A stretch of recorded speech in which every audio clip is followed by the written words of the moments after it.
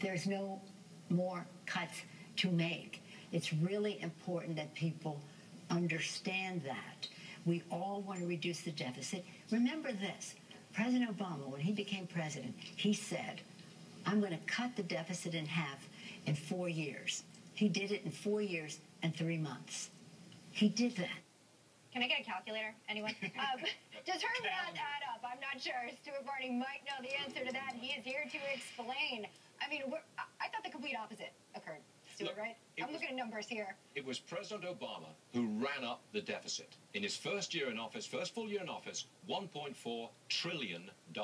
And it's been above $1 trillion every year since then. Look at that. 1.4 trillion, first full year in office. So it is technically correct to say, yes, the president has cut it in half, down to, what, $650 billion this year. But put it in context. It was the president who ran it up in the first place. And the only reason it's come down, or the main reason it's come down, is because of tax increases, not spending cuts. And Stuart, what's important to remember is when the then Senator Obama said, I'm going to cut the deficit in half, it was like $450 billion.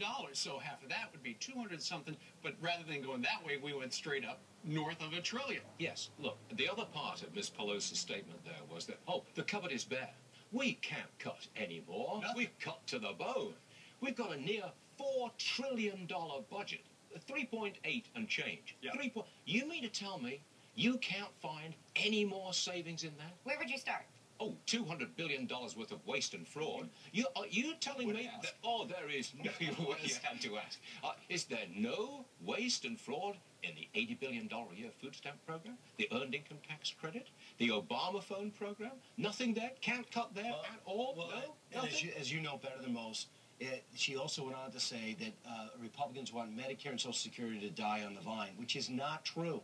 But both those programs need to be fixed. Any responsible chief executive would attack them. The government's own bean counters just told us that if we go on like this with entitlement programs, Medicaid, Medicare, you name it, if we go on like this, the deficit explodes right after President Obama leaves office because he will not touch spending.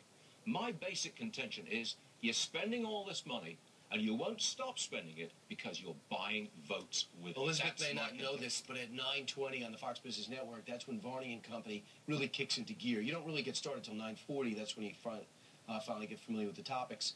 But we'll look forward to seeing you then, Stuart. I'm off and running on this couch, Sunshine. I like it. Your first time on the couch.